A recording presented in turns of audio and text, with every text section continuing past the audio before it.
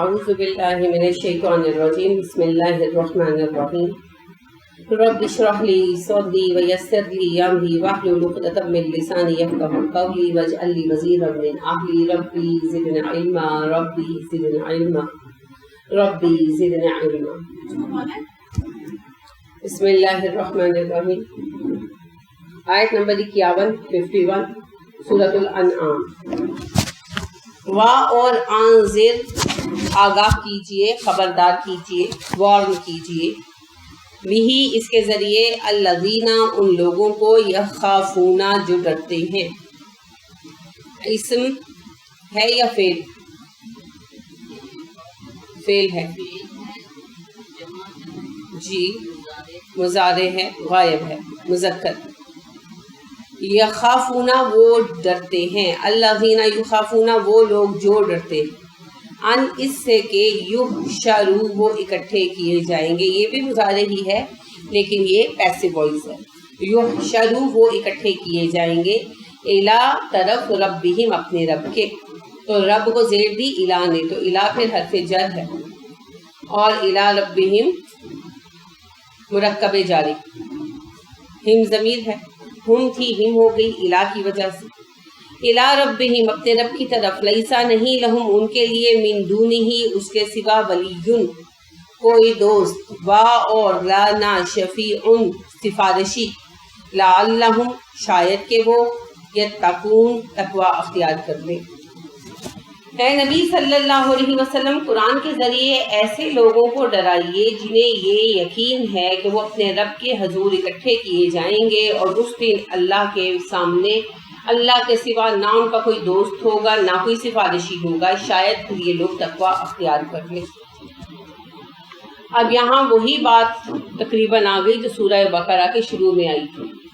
ذالک الکتاب لا ریب فیہ ھدی للمتقین، یہ کتاب ہدایت ہے مگر متقی لوگوں کے لیے. اب یہاں پر کہا جا رہا ہے انذر بہ الذین یخافون، ان لوگوں کو آگاہ کیجئے، ڈرائیے جو ڈرتے ہیں. جسے خوف نہیں ہے کسی بھی قسم کا، اس کا ڈرنا ممکن نہیں ہے. اب اللہ فرما رہے ہیں جنہیں یہ یقین ہے، یہ خوف ہے کہ یحشروا الی ربہم، جب وہ اپنے رب کے حضور حاضر کیے جائیں گے، لیس لہم من دونہ ولی ولا شفیع، تو اس روز نہ ان کے لیے کوئی دوست ہوگا نہ کوئی سفارشی ہوگا. یعنی جن کا عقیدہ آخرت پر پہلے تو ایمان ہے، وہ یہ مانتے ہیں کہ اللہ کے حضور ہم نے حاضر کیا جانا ہے، یہ ایمان ہے. اس ایمان کے بعد انہیں یہ بھی واضح ہے کہ مالک یوم الدین صرف اللہ. دیکھیں دو باتیں، پہلی یہ کہ قیامت آنی ہے اور اللہ کے حضور ہمیں کھڑا کیا جانا ہے، حشر برپا ہونا. اس کے بعد دوسری بات یہ کہ قیامت والے دن، حشر کے دن، اللہ کے سوا کوئی نہ مددگار ہوگا نہ سرپرست ہوگا. جن میں یہ دو باتیں ہیں وہی قرآن سے فائدہ اٹھا سکتے ہیں، جن میں نہیں ہے وہ نہیں اٹھا سکتے. تو یہ جو اکثر سوال اٹھتے ہیں نا، وہ لوگ قرآن نہیں پڑھتے ہوتے ہیں نا، یہ سوال ذہنوں میں پیدا ہوتا ہے، زبانوں پر بھی آ جاتا ہے. اور خاص طور پر جب آپ کسی نئے بندے کو دین کی طرف بلائیں تو وہ یہ سوال بار بار کرتا ہے کہ جو لوگ یہ باتیں نہیں مانتے یا تبدیل کرتے ہیں وہ بھی تو قرآن پڑھتے ہیں. ہاں قرآن تو پڑھتے ہیں، پھر مانتے کیوں نہیں یا اصلاح کیوں نہیں ہوتی؟ یہی ریزن ہے. پہلی بات آخرت کا یقین ہونا، یوقنون وہم بالآخرۃ یوقنون، آخرت پر وہ یقین رکھنے والے ہوں. اور دوسرا آخرت کے متعلق ان کا یہ تصور بھی واضح ہو کہ اللہ کے سوا کوئی بچانے والا نہیں ہے.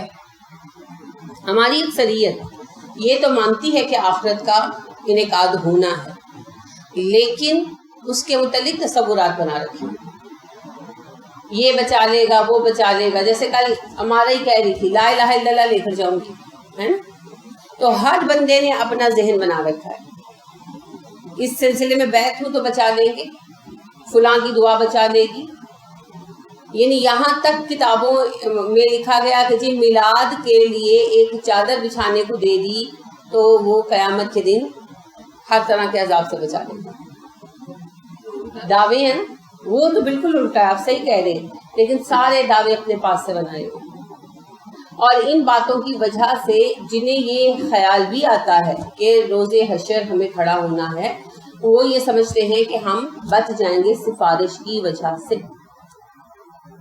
اب دیکھیں سفارش جو ہے وہ کام تو کرے گی, لیکن اس میں کچھ خاص شرائط ہیں. پہلی بات جو قرآن اور حدیث کے مطالعے سے سمجھ آتی ہے, سفارش کا سلسلہ شروع ہوگا جنت میں جانے کے بعد. جب رسول اکرم صلی اللہ علیہ وسلم جنت میں چلے جائیں گے تب آپ صلی اللہ علیہ وسلم پوچھیں گے کہ جبرائیل میری کتنی امت جہنم میں آئی, کتنی جنت میں آئی. پھر جبرائیل بتائیں گے اور آپ صلی اللہ علیہ وسلم پھر اللہ سے دعا کریں گے اور شفاعت کا سلسلہ شروع ہوگا. ایک بات. دوسرا اہم معاملہ یہ ہے کہ جس وقت اعمال ناپے تولے جا رہے ہوں گے اس وقت لوگ بات کریں گے. یعنی ایک تو ہے نا رسول اکرم صلی اللہ علیہ وسلم کی شفاعت, اس کا سلسلہ تو صحیح معنوں میں شروع ہوگا جنت میں جانے کے بعد. دوسری بات یہ کہ جس وقت اعمال ناپے تولے جا رہے ہوں گے اس وقت چھوٹی چھوٹی باتیں ہوں گی, پیش آئیں, لیکن کوئی بھی شخص اللہ کے حکم کے بغیر, اجازت کے بغیر شفاعت نہیں کرے گا, سفارش نہیں کرے گا. ٹھیک ہے. من یشفع عندہ الا باذنہ, قرآن کی بلا مبالغہ دوسری سب سے زیادہ پڑھی جانے والی آیت ہے. پہلی سورت فاتحہ ہے اور دوسری آیت کرسی کا جو سب سے زیادہ پڑھی جاتی ہے, بچے بچے کو یاد ہے. ایسے ہی ہے, اسی میں ہم یہ عقیدہ پڑھتے ہیں.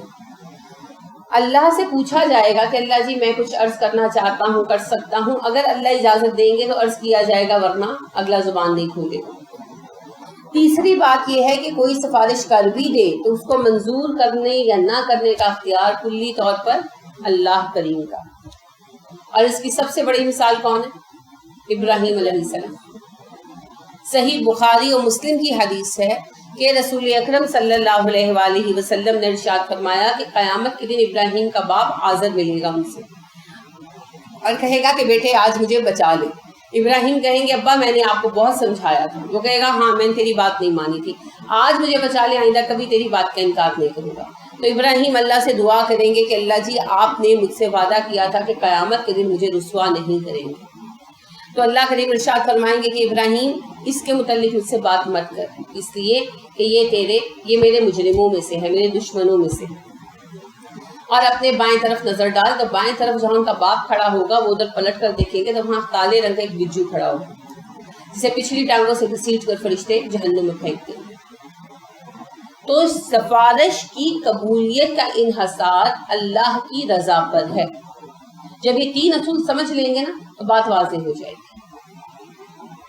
اور یہ جو ہمارے تصور بنے ہوئے ہیں, جیسے قادریہ سلسلے والے دعویٰ کرتے ہیں کہ عبد القادر جیلانی علیہ رحمہ اپنے ایک ایک مرید کو جنت پہ لیے بغیر جنت پہ نہیں جائیں گے, وہ پلے صراط پر بیٹھ جائیں گے. تذکرہ غوثیہ میں باقاعدہ تحریر ہے کہ عبد القادر جیلانی علیہ رحمہ پلے صراط پر بیٹھ جائیں گے, کہیں گے میں نے نہیں جانا انٹل اور انلیس کہ میرا ایک ایک مرید جنت میں نہ بھیج دیا جائے. اب آپ کو پتہ پلے صراط کیسا خوفناک مقام. رسول اکرم صلی اللہ علیہ وسلم نے کہا کہ عائشہ 3 مقامات پر کوئی کسی کو یاد نہیں کرے, اور ان میں سے ایک مقام ہے پلے صراط. وہاں کوئی کسی کے لیے نہیں رکے گا بھائی, وہاں تو ہر کسی کی کوشش ہوگی میں نکل جاؤں, اور یہ بہت بڑا جھوٹ ہے. لیکن یہ جھوٹ بنا دیے گئے جن کی وجہ سے لوگ اپنے راستے سے بھٹک گئے اور یہ سوچنے لگے کہ ہم بخشے جائیں گے. تبھی قرآن اثر نہیں کرتا. جیسے قرآن کا معروف حکم ہے, سب کو پتہ ہے نماز ادا کرنا, صرف اسی امید پر کہ کوئی بخشوا دے گا, کوئی بخشوا دے گا, یا اللہ آپ کو ہی معاف کر دے گا. ویسے یہ تصور کم لوگوں کا ہے, لیکن جن کا ہے ان کا بھی غلط ہے, کیونکہ رسول اکرم صلی اللہ علیہ وسلم نے ارشاد فرمایا سب سے بڑا بے وقوف وہ ہے جو ساری عمر پرستش اپنے نفس کی کرتا رہا اور رحمت کی توقع اللہ سے لگائے رکھی. تو اس پہ بڑا خوبصورت ملک غلام مرتضیٰ صاحب کا ایک واقعہ ہے. وہ بیان کرتے ہیں کہ پیرس گیا تو وہاں ایک ہوٹل میں جانا ہوا, تو وہاں کچھ عربی نوجوان تھے, دوسرے فلور پہ وہ بیٹھے تھے ملک صاحب. تو کہتے ہیں کہ کچھ عربی لڑکے تھے, شراب پی رہے تھے. تو میں نے ان سے کہا کہ تم مسلمان ہو؟ وہ کہنے لگے جی. تو کہتے ہیں میں نے کہا تم شراب کیوں پی رہے؟ تو کہنے لگے شیخ تجھے نہیں پتا اللہ بخشنے والا ہے, رحیم و کریم. تو کہتی ہے میں نے کہا مجھے اچھا ایک بات بتاؤ، اللہ بہت رحیم ہے، بہت کریم ہے، تو تم کھڑکی سے اگر چھلانگ لگاؤ تو اللہ کو رحمت کے تقاضے کے تحت تمہاری ٹانگ نہیں ٹوٹنے دینی چاہیے، تمہاری ٹانگ بچ جانی چاہیے۔ وہ کہنے لگا نہیں یہ کیسے ہو سکتا ہے شیخ، یہ تو ایک فطری قانون ہے کہ اگر میں چھلانگ لگاؤں تو ٹانگ ٹوٹے گی، تو اللہ میری غلط حرکت کو صحیح کرنے کے لیے اپنا فطری قانون کیوں توڑے گا؟ تو اللہ ملک صاحب کہتے ہیں میں نے کہا کہ جب تمہارے لیے دنیا کا فطری قانون اللہ نہیں توڑیں گے، حالانکہ وہ رحیم و کریم ہیں، تو قیامت کے دن وہ اپنے انصاف کے قوانین کیوں توڑیں گے تمہیں معاف کرنے کے لیے؟ تو رحم اور کرم کا یہ مطلب تو نہیں۔ لوگ یہی کہتے ہیں اس ٹائم پہ اللہ تعالیٰ کی رحمت جو ہے نا یہی بندوں کے کام آئے گی کہ وہ ان معنوں میں کام نہیں آئے گی، یعنی رسول اکرم صلی اللہ علیہ وسلم نے اس بات کی بڑی اچھی وضاحت فرمائی۔ آپ نے فرمایا کہ انسان کے اعمال کا وزن اتنا نہیں ہوگا کہ وہ جنت پا سکے، اللہ اپنی رحمت سے اعمال میں وزن پیدا کر دے۔ جی بالکل، اور یہ نہیں ہے کہ اعمال میں وزن اس طرح پیدا کر دیں گے کہ کم اعمال زیادہ ہو جائیں، نہیں، زیادہ ہی اعمال ہوں گے، یعنی وہ بنتے ہوں گے جنتی، ان کے درجے بڑھانے کے لیے ان کو زیادہ کر دیں گے۔ جیسے ایگزامینر دیکھتے ہیں کہ سارے سبجیکٹس میں بچہ بہت اچھا ہے تو ایک آدمی تھوڑی کمی ہے تو ایکسٹرا نمبر دے کر اس کو پاس کر دیتے، مقام دے دیتے۔ تو اللہ رب کریم کے متعلق اللہ کے نبی صلی اللہ علیہ وسلم نے فرمایا کہ قیامت کے دن کوئی شخص اپنے عمل سے جنت میں نہیں جائے گا، اللہ کی رحمت سے جائے گا۔ اللہ اپنی رحمت سے ہمارے اعمال میں اتنا وزن پیدا کر دیں گے جو ہم لوگوں کو بخشوانے کو انشاءاللہ کفایت کرے گا۔ تو صحابہ نے کہا کہ آپ بھی ہیں نبی صلی اللہ علیہ وسلم؟ آپ نے فرمایا ہاں میں بھی، کہ یعنی کہ آپ نے فرمایا کہ میرے بھی جو عمل ہیں ذمہ داری کے مقابل میں ان میں بھی کوئی نہ کوئی کمی بیشی ہوگی، کیونکہ انسان ہے نا، تو انسان کا کام 100% نہیں ہو سکتا، تو وہ کمی بیشی جو معمولی کہیں رہ گئی اللہ اسے اپنے فضل سے پورا کرتے ہیں، اور اس طرح انسان جنتوں میں جائیں گے۔ تو وہ رحمت تو سبھی کے لیے ہے، لیکن رحمت کا مطلب ناانصافی نہیں۔ ایک جج جو ہے وہ رحم دل ہے تو اس کا مطلب یہ تو نہیں ہے کہ وہ مجرموں کو معاف کر دے، اور اللہ کریم تو سب سے بڑھ کر انصاف کرنے والا۔ تو یہ غلط فہمیاں جب تک ذہنوں سے نہیں نکلیں گے نا تب تک کام نہیں چلے گا۔ ہاں یہ ضرور ہے کہ اگر کسی نے کام کیا، کوئی ایک آدھ غلطی رہ گئی تو اس کو اللہ پورا کر دیں گے، جیسے اللہ نے ارشاد فرمایا کہ مومنوں کے دلوں میں جو غل ہوگا ہم قیامت کے دن اسے معاف کر دیں، دلوں سے صاف کر دیں۔ مومنوں کے درمیان اللہ رب العالمین صلح بھی کرائیں گے۔ دو جنتی افراد اگر ایک دوسرے سے ناراض ہوں گے تو جو ناراض مسلمان ہیں پھر ان کے لیے جنت روک دی گئی ہے تو اللہ پھر ان کے درمیان صلح بھی کرا دیں گے۔ یہ سب کچھ ہوگا، لیکن ان کے لیے ہوگا جو پاس شدہ لوگ ہیں، یعنی جیسے میرے دو ایسے اسٹوڈنٹ ہوں جو بہت اچھے ہوں دونوں، اور آپس میں ان کی کوئی کھٹ پٹ ہو تو میں کوشش کروں گی کہ ان کی صلح ہو جائے، اور اگر دونوں ہی نافرمان اور بدتمیز ہو تو میں نے ان کے حال پہ چھوڑ دوں۔ اگر میں ہی راضی نہیں ہوں تو میں نے ان کے پیچھے کیا کرنا۔ ہاں اگر میں دونوں سے خوش ہوں پھر میں کوشش کروں گی کہ اچھا ان کا آپس کا معاملہ نمٹ جائے، ٹھیک ہے، تاکہ نہ جماعت بدنام ہو اور نہ کوئی اور مسئلہ۔ یہی اللہ رب کریم کا طریقہ ہے، اللہ جن سے راضی ہوں گے پھر اللہ رب کریم ان دونوں کے درمیان صلح کرانے کی کوشش کریں گے، اور اگر اللہ خود ہی راضی نہیں ہوں گے تو اللہ ان کو بھی چھوڑ دیں گے۔ تو یہ رحمتوں کی شکلیں ہیں، لیکن اس سے مراد یہ نہیں ہے کہ اللہ جہنمیوں کو جنت میں بھیج دے، ایسا نہیں ہونے لگا۔ تو قیامت کو اور آخرت کو سمجھے بغیر قرآن سے فائدہ اٹھایا ہی نہیں جا سکتا، یہ ہے بنیادی مفہوم، یہی اللہ فرما رہے ہیں۔ اے نبی صلی اللہ علیہ وسلم اس قرآن کے ذریعے ان لوگوں کو وارننگ دے دیجئے قیامت کے آنے کی جو پہلے سے یقین رکھتے ہیں کہ اللہ کے حضور اکٹھے کیے جائیں گے، اور جب اکٹھے کیے جائیں گے تو اللہ کے سوا نہ ان کا کوئی دوست ہوگا نہ ان کا کوئی سفارشی ہوگا۔ لعلہم یتقون، شاید اس طرح وہ بچ سکیں۔ کس چیز سے بچیں؟ نافرمانی سے، جہنم کے عذاب سے، قیامت کی پکڑ سے۔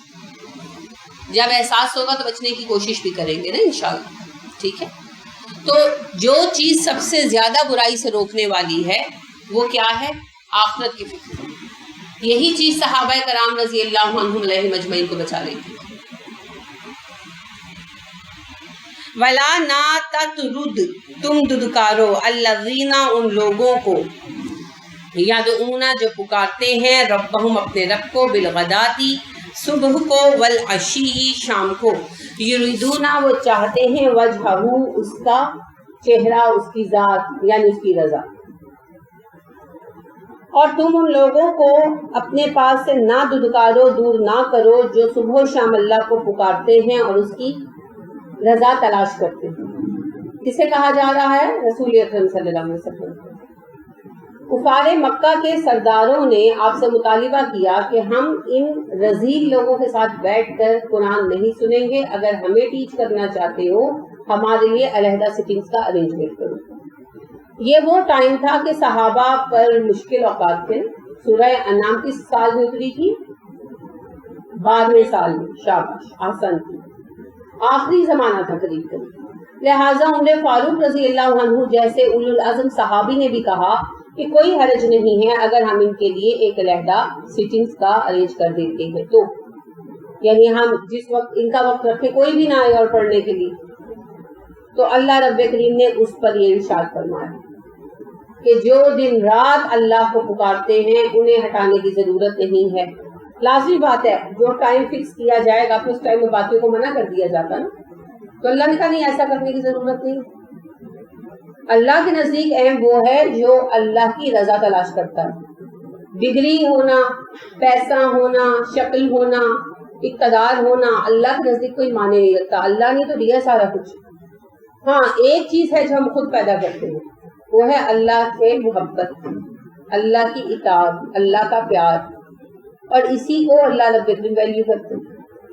تو جو اللہ کے وفادار ہیں، اللہ سے محبت کرتے ہیں، اللہ کو چاہتے ہیں، ان کو چھوڑ کر دوسروں کو اپنے پاس بٹھانا بھی منع. ان کی کاسٹ ٹھیک ہے، باقی محفل کھلی ہے، جس کا دل چاہے آئے بیٹھے، کوئی منع نہیں ہے. اسی بنا پر علماء کرام جو ہے نا وہ پسند نہیں کرتے تھے امراء کو علیحدہ پڑھانا. تو ہارون رشید خلیفہ جب تھے تو انہوں نے درخواست کی امام قصی سے کہ آپ میرے بیٹوں مامون و امین کو پڑھا دیں. تو انہوں نے کہا کہ میں جو ہے ان کی علیحدہ تعلیم کا نہیں کر سکتا، آپ ان کو بھیجیں. پھر وہ محفل میں آ کر پڑھتے ہیں. تو اصل میں اسی وجہ سے پسند نہیں کرتے تھے جو ہے علماء کرام. علم سیکھنا ہے، سب برابر ہیں، اور جب تک اپنے چوبارے سے اتر کر اپنے محل سے نکل کر عام لوگوں میں آ کر نہیں بیٹھیں گے ان کو کیا پتا چلے گا کہ دنیا کیسے جیتی ہے، کیسے بڑھتی ہے. آپ دیکھیے کہ آج اگر یورپ میں، امریکہ میں آپ دیکھتے ہیں کہ حکمران جو ہیں وہ ایک حد میں رہتے ہیں، حد کو بالکل کراس نہیں کرتے، لمٹس میں رہتے ہیں. اس کی بنیادی وجوہات یہی ہے، تعلیمی ادارے وہی ہیں، وہیں پر جا کر پڑھتے ہیں، دوسرے لوگوں کے ساتھ ملتے ہیں، ان کے ساتھ اٹھتے بیٹھتے ہیں. اسی طرح جو بھی عوامی ادارے ہیں ان کے جیسے تھیٹر ہیں، پارکس ہیں، تو وہ ان میں دوسروں کے ساتھ ہی جاتے ہیں وہیں پر. تو اس کی وجہ سے انہیں دوسروں کے ساتھ بیٹھنے اٹھنے کی تہذیب بھی ہے، چاہے ان کے اندر کسی کے لیے ناپسندیدگی بھی ہو اسے برداشت کرنا جانتے ہیں. اور اس کے علاوہ وہ عام لوگوں کے طریقوں سے، گفتگو سے، انداز زندگی سے واقف ہوتے ہیں. ایلینز کی طرح نہیں رہتے. ہمارے حکمرانوں کی تو دنیا ہی الگ ہے، ان کے ہاسپٹل بھی الگ ہیں. آپ دیکھیے کہ ایک خاتون آئی امریکہ سے تو ملنے آئی مجھے، بہت ان کا شکریہ. بات ایسی ہی ہونے لگی تو میں نے ان سے پوچھا ایسا ہے وغیرہ، تو مجھے کہنے لگی کہ امریکہ میں ہم لوگوں کو بہت برابری حاصل ہے. جو میڈیکل ٹریٹمنٹ صدر کے بیٹے کو اویلیبل ہے وہی میڈیکل ٹریٹمنٹ میرے بیٹے کو اویلیبل ہے. یہ واحد وہ بات ہے جس کی وجہ سے ہم وہاں رہنا پسند کرتے ہیں. ہر کسی کی اپنی اپنی ریزنز ہوں گی، لیکن ان خاتون کی یہ بات ہے کہ کتنی اہم ہے. آپ دیکھیے کہ ہمارے یہاں امراء کے لیے ہاسپٹلز ہی الگ ہیں اور ہم جیسے فقہاء کے لیے ہاسپٹلز ہی الگ ہیں. بالکل راستے بند ہو جاتے ہیں. مجھے ابھی تک یاد ہے، یہ 97-98 کی نیوز ہے کہ جو شہزادہ چارلز تھے وہ اپنے دونوں بیٹوں کے ساتھ تھیٹر دیکھنے جا رہے تھے تو لائن توڑ کے اس نے وہ لے لی، ٹکٹ لے لیا. تو اس بات کو لوگوں نے بہت مائنڈ کیا اور اس بات کو اٹھایا کافی. تو پھر شہزادہ چارلز کو معافی مانگنی پڑی اور اس نے معذرت کی وغیرہ، کیونکہ اپنے حقوق جانتے ہیں. ٹھیک ہے، تو اسلام میں امراء کے لیے کوئی علیحدہ حقوق نہیں. اسی طرح پچھلے دنوں آپ کو پتا ہے ڈینمارک کے حوالے سے کچھ مسائل چل رہے تھے، کہا جا رہا تھا کہ ڈینمارک والوں نے رسول اکرم صلی اللہ علیہ وسلم کے خاکے بنائے. مجھے نہیں پتا اس بات میں سچ جھوٹ کیا ہے، مجھے بالکل اس کی کوئی جو ہے نا اتھینٹک سورس نہیں مل سکی. لیکن ہوا یہ کہ وجوہات جو بھی رہی ہوں، جو پریزیڈنٹ تھا وہ مارا گیا تو نائب صدر بنا دیا گیا. اب صدر یا وزیر اعظم یہ بھی میں اب تھوڑا سا بھول گئی ہوں. تو بہرحال وہاں یہ ہوا کہ جو صدر یا وزیر اعظم بنا اس نے سیکیورٹی کے لیے اپلائی کیا تو مجھے سیکیورٹی دی جائے. تو کیبنٹ میں اس بات پر ڈسکشن ہوئی اور انہوں نے طویل ڈسکشن 10 روز اس پر ڈسکشن ہوتی ہے. اس کے بعد انہوں نے اپنا فائنل ڈیسیژن یہ دیا کہ ہم نے آپ کو انوائٹ نہیں کیا ملک کو چلانے کے لیے. سیاست میں رسک ہوتا ہے، اگر آپ کو اپنی جان کی اتنی فکر ہے تو آپ استعفیٰ دے دیں. آپ کو سیکیورٹی کی اتنی ہی سہولیات حاصل ہیں جتنی ڈنمارک کی کسی بھی عام شہری کو حاصل. ہم آپ کو اس سے زیادہ سہولیات نہیں دے سکتے. اور یہاں آپ دیکھیں کہ یہ تو بڑا شور مچایا جاتا ہے کہ بجٹ کا بڑا حصہ فوج کھا جاتی ہے جو پورے ملک کی حفاظت کرتی ہے، اور جو ہمارے پریزیڈنٹ اور پرائم منسٹر اور سارے عمرا کی حفاظت کر رہی ہیں فورسز، ان پہ کتنا پیسہ لگتا ہے یہ تو کوئی نہیں بتاتا. جو گاڑیاں ان کی اسکواڈ میں نکلتی ہیں ان پہ کتنا پیٹرول لگتا ہے یہ کبھی کسی نے دیکھا؟ جب یہ گورنمنٹ ختم ہوئی تھی اور ایوب کھوسا صاحب تشریف لائے تھے تو جو یہ تھے پرویز الہی وغیرہ پنجاب کے تھے نا گورنر، تو ان کی مجھے ٹھیک سے یاد نہیں 15 یا شاید 16 بلٹ پروف گاڑیاں تھیں ان کے استعمال میں. سبحان اللہ. تو آپ دیکھیے کہ یہ ساری چیزیں یہیں سے شروع ہوتی ہیں جب دو سسٹم الگ بنتے ہیں. اللہ رب العالمین نے پہلے قدم پر ہی منع کر دیا. حالانکہ دیکھا جائے عام سطحی نظر سے دیکھا جائے تو بندہ سوچتا ہے، یعنی جب فرسٹ ٹائم بہت بچپن میں نے بھی پڑھا تو میں نے بھی سوچا کیا حرج ہے اس بات میں، اللہ نے کیوں روک دیا کہ اگر کفار کے سردار علیحدہ آ کر سیکھ لیتے قرآن تو کیا حرج ہے. لیکن حرج ہے، یہیں سے بنیاد پڑ جاتی. ہم سردار ہیں، میں ان سے سپیریئر ہوں. جیسے وہ کالج کا نام ہے Superior College, I really hate this name, نام ہی غلط ہے. تو بات یہ ہے کہ اللہ رب کریم نے آغاز میں وہ پتھر رکھنے ہی نہیں دیا جس پر تفرقہ اندازی کی کلاس سسٹم کی بنیاد رکھی جا سکتی، نہیں رکھا گیا. علم کی فضیلت ہے، تقویٰ کی فضیلت. اللہ رب العالمین نے ارشاد فرما دیا تم میں سب سے اچھا وہ ہے جو متقی ہے. لہٰذا عمر فاروق رضی اللہ عنہ اپنے سے بہتر کس کو مانتے تھے؟ بلال کو. جہاں خود ان کو مسئلہ پڑتا تھا نا وہاں بلال کو آگے کرتے تھے، اور جو لوگ عمر کے سامنے بول پڑتے تھے وہ بلال کا لحاظ کرتے تھے. یہ حقیقت ہے کیونکہ بلال رضی اللہ عنہ اول السابقون میں سے بھی ہیں، اور پھر دین کے لیے انہوں نے جو قربانیاں دی ان کی وجہ سے ان کا ایک خاص مقام تھا لوگوں میں. ٹھیک ہے. اسی طرح آپ دیکھیں کہ بڑے بڑے صاحب نام اور صاحب خاندان صاحب نسب صحابہ کے مقابلے میں عبداللہ بن مسعود قبیلہ بنو حذیل سے لوارث سے لڑکے آپ صلی اللہ علیہ وسلم نے اپنے گھر میں رکھا ہمیشہ. اور جب مدینہ آئے تو مدینہ والے آپ کا بیٹا سمجھتے تھے. کوئی فرق نہیں ان باتوں سے پڑتا کون کہاں سے آیا کون کیا ہے. اور ہمارا سب سے بڑا مقام مسلمانوں کا کیا ہے؟ امامت ہے نا، نماز کی امامت. یہ سب سے بڑی اسٹیٹس ہے، یہ سب سے بڑا ہمارا جو ہے نا منصب ہے. اور رسول اکرم صلی اللہ علیہ وسلم نے کیا ارشاد فرمایا؟ جس کو سب سے زیادہ قرآن کا علم ہے وہ امام بنے گا. لہٰذا عمر کی بھی اس میں تفریق نہیں ہے، عمر کا فرق بھی نہیں رکھا. تو ایک قبیلے کے لوگ آئے تو ان میں جو سب سے کم سن نوجوان تھا آپ صلی اللہ علیہ وسلم نے اسے ان کا امام اور لیڈر مقرر کیا، کیونکہ اس سے سب سے زیادہ قرآن یاد کیا، قرآن کے احکام سب سے زیادہ سیکھے. تو فضیلت کی دو بنیادیں ہیں، تقویٰ اور علم. ٹھیک ہے، تقویٰ اور علم، بس کسی کے لیے کوئی خاص علیحدہ خانہ نہیں ہے. مگر مسئلہ یہ ہے کہ علماء بدل گئے ہیں، علماء میں وہ شان نہیں، علماء میں علم والی وہ شان نہیں رہی. تبھی حکماء اور عمرا جو ہے نا وہ برباد ہو گئے. علماء ان کو جگہ پر رکھتے تھے، عالموں کے سامنے دم مارنے کی مجال نہیں تھی کسی کی، یعنی سارے جو ہے نا سیدھے رہتے. تو ویسے عالم درکار ہے. ماں نہیں علیکہ تیرے ذمے من حسابہم ان کا حساب من شیء کسی چیز میں وما نہیں من حسابکا تیرے حساب میں سے علیہم ان کے ذمے من شیء کوئی بھی چیز ہے. نبی صلی اللہ علیہ وسلم آپ کے ذمے ان کے حساب میں سے کوئی کام نہیں ہے اور آپ کے معاملات میں سے آپ کے اعمال میں سے کسی چیز کا حساب ان کے ذمے نہیں ہے. فتطردہم پھر بھی اگر تم انہیں دور کر دو گے فتکونا ہو جاؤ گے من الظالمین ظالموں میں سے. اللہ نے ارشاد فرمایا کہ آپ کا یہ چاہنا کہ کفار مکہ کے جو سرداران ہیں وہ ایمان لے آئے، یہ خواہش تو اچھی ہے لیکن اس کے لیے آپ کو حدود اور شرائط کو نہیں توڑنا. رہ گئی یہ بات کہ وہ ایمان نہیں لاتے تو اس چیز کا حساب آپ کے ذمہ نہیں ہے اور آپ سے یہ بھی نہیں پوچھا جائے گا کہ ان کے لیے علیحدہ مجلس کیوں نہیں برپا کی. در کھلا ہے، سب آئیں اور سیکھیں. اور نہ ہی آپ صلی اللہ علیہ وسلم کے بارے میں ان سے پوچھا جائے گا کہ یہ کیا کرتے رہے. آپ کا عمل میں دیکھ رہا ہوں، ان کا عمل بھی میں دیکھ رہا ہوں. اب اس وارننگ کے بعد بھی اگر آپ مسلمانوں کو الگ کر کے ان کو اسپیشل ٹائم دیں گے تو آپ ظالموں میں سے ہو جائیں گے. ظلم کس کو کہتے ہیں؟ گناہ کو، یعنی آپ گناہ گاروں میں سے ہو جائیں گے. کیوں اتنی سخت وارننگ دے دی گئی؟ آپ صلی اللہ علیہ وسلم تو اشارے پہ رک جانے والے بندے تھے ہمیں بتانے کے لیے.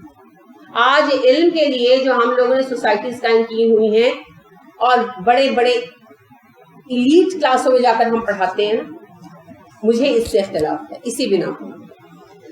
اچھا، میرا یہ مشاہدہ ہے، آبزرویشن ہے، آئی مائٹ بی رانگ، آپ چاہیں تو اختلاف رکھ سکتے ہیں، کہ جتنی بھی تحریکیں کام کر رہی ہیں وہ جا کر ایلیٹ کلاس کو ڈیل کرتی ہیں، ایلیٹ کلاس کے پاس جا کر تبلیغ کر رہی ہیں اور بنیاد یہ رکھتی ہیں کہ جی اللہ جب عذاب دینے لگتے ہیں تو آغاز کرتے ہیں ایلیٹ کلاس سے،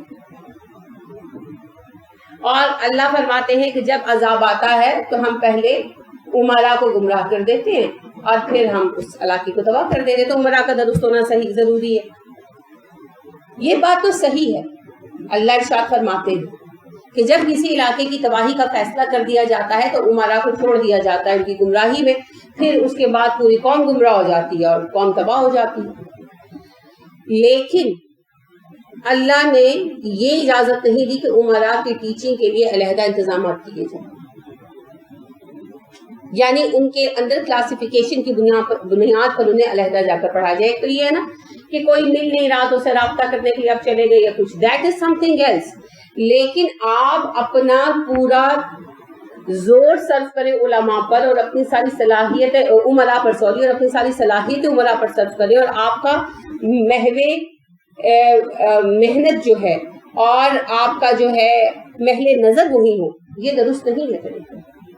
اور دوسری اہم بات یاد رکھیے گا، گمراہی کا آغاز امراء سے ہوتا ہے اور ہدایت کا آغاز فقراء سے ہوتا ہے. ہر نبی کی تبلیغ اٹھا کر دیکھ لیں، ہر نبی کی تبلیغ اٹھا کر دیکھ لیں، سب سے پہلے ایمان کون لائے؟ غریب فقیر لوگ. اور ہر امت کے امراء نے یہ اعتراض کیا ہم ان رذیلوں کمینوں کے ساتھ بیٹھ کر پڑھیں گے. ہر نبی کے اوپر یہ اعتراض آیا اور ہر نبی پر ایمان لانے والے اولین لوگ پسا ہوا طبقہ تھے کیونکہ انہیں اٹھنے کے لیے سہارا چاہیے تھا، وہ سہارا انہیں ملا. اور اسلام کی پوری تاریخ دیکھیں، بڑے صغیر میں سب سے پہلے اسلام کس نے قبول کیا؟ سندھ والوں نے، جو تب بھی پسے ہوئے تھے، انگریزوں کے دور میں بھی پسے رہے، آج بھی پسے ہوئے.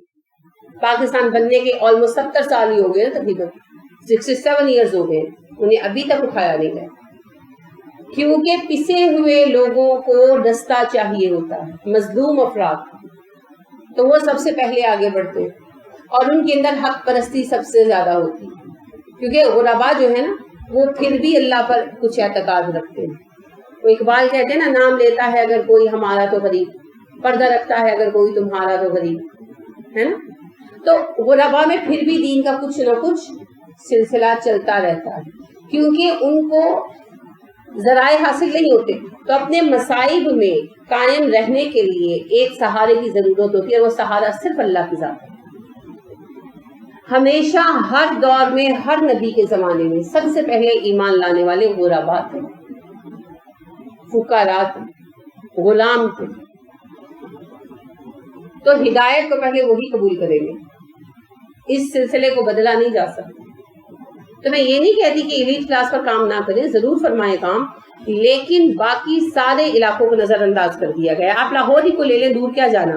تو جتنی بھی آپ کے تعلیمی ادارے ہیں اسلامک، جتنی بھی آپ کی یہ ہیں تحریکیں جتنی بھی ہیں، Model Town, Defence, Cantt area, انہی میں ہے نا ان کی برانچز، گھاٹی، اکبری گیٹ، شالمی، اندرون شہر سارا، یہ آپ کا علاقہ جہاں ہم بیٹھے ہیں کہاں پر ہے؟ کوئی برانچ نہیں ہے، کوئی ادھر کام نہیں کر رہا. کیوں؟ اور اتنی خیر ہے ان لوگوں کے اندر، وہ دین کو جیسا مانتے ہیں ویسے دین کے لیے وہ کا سب کچھ لٹانے کو تیار بیٹھے. وقت لگے گا ان پر، مگر جب وہ بدلیں گے تو پھر ان سے بہت خیر پھوٹے گا، کیونکہ بہت خیر والے لوگ ہیں، مگر ان پر کوئی توجہ ہی نہیں دیتا. یہ میں سمجھتی ہوں کہ اصلاح کی تحریک کی ترتیب غلط ہونے کی وجہ سے ابھی تک ہم کوئی بڑی کامیابی حاصل نہیں کر پائے، حالانکہ اصلاح کی تحریکیں تو عرصے سے چل رہی ہیں. تو ایک خاص لیول کے لوگوں کو ایڈریس کرنا بھی غلط ہے. اچھا یہ بھی میں نے ایک چیز نوٹس کی کہ ایسے لوگوں کے جب اجتماعات ہوتے ہیں تو کہاں ہوتے ہیں؟ پی سی میں، آبادی میں. میں یہ نہیں کہتی کہ نہیں ہونے چاہیے، لیکن سوال یہ ہے کہ کتنے لوگ وہاں تک پہنچ سکتے ہیں. چلیں آپ وہاں بھی رکھتے ہیں تو آپ دوسری جگہوں پر بھی رکھیں، لیکن باقی لوگوں کو چھوڑ ہی دیا گیا. یعنی میں اپنی بات کرتی ہوں کہ جب میں بچہ تھی اور میں پڑھنا چاہتی تھی تو ہمارے ارد گرد دور دور تک کوئی ایسی تعلیمی سہولت موجود نہیں تھی، کوئی ادارہ کام نہیں کر رہا تھا، اور آج بھی نہیں کر رہا. اللہ کرے ہمیں اللہ توفیق عطا فرمائے اور ادارہ کی ہماری خواہش اور کوشش پوری ہو تو پھر ہم کام کریں گے. لیکن ابھی تک کوئی بھی ان علاقوں کی طرف متوجہ نہیں ہوا. کیوں؟ وہاں کے رہنے والے انسان نہیں ہیں، انہیں جنت میں نہیں لے کر جانا، صرف یہ ایلیٹ کلاس کو لے کر جانا ہے. دنیا میں بھی نعمتیں ان کے لیے، آخرت کی جنت بھی ان کے لیے. میرے خیال میں وہ لوگ زیادہ بگڑے ہوئے ہیں ایلیٹ کلاس زیادہ بگڑی ہوئی ہے. دیکھیں جی بات یہ ہے کہ ایلیٹ کلاس میں بھی کام کریں، میں یہ نہیں کہہ رہی کہ نہ کریں، لیکن جو نچلا طبقہ ہے وہ بیچارہ کون سا سورا ہوا، وہ تو یعنی سر تک قدم شرک میں ڈوبے پڑے ہیں بیچارے. ایلیٹ کلاس جو ہے نا نارملی شرک میں نہیں مبتلا ہوتی، وہ تو آوارگی میں مبتلا ہے بالکل. لیکن جو نچلا طبقہ ہے وہ تو سراسر شرک میں مبتلا، کیونکہ مذہب کے بغیر تو ان کی زندگی نہیں گزر سکتی. ان کے پاس ہے کیا بیچاروں کے پاس؟ لیکن مذہب کا تصور واضح نہیں ہے، تو سارے کے سارے قبر پرست مشرک، تو ان کو نہیں بچانا. ذہن بن چکے ہیں، ان کو توڑنا ہوگا. مذہبی لوگوں کو بھی اپنے خیالات کو بدلنا ہوگا. دونوں سائڈوں پر کام کریں. میری بات کا ہر کسی مطلب نہیں کہ ایلیٹ کلاس کو ایڈریس نہ کیا جائے، لیکن صرف ایلیٹ کلاس کو ایڈریس کرنا غلط ہے. ٹھیک ہے؟ اور اللہ رب العزت نے آغاز میں ہی اس بات سے منع کر دیا، آغاز میں ہی منع کر دیا، اور اسی وجہ سے سختی کے ساتھ منع کیا تاکہ لوگ اس کو طریقہ نہ بنائیں. مگر انفارچونیٹلی پھر وہی طریقہ بن گیا، وہی بات بن گئی.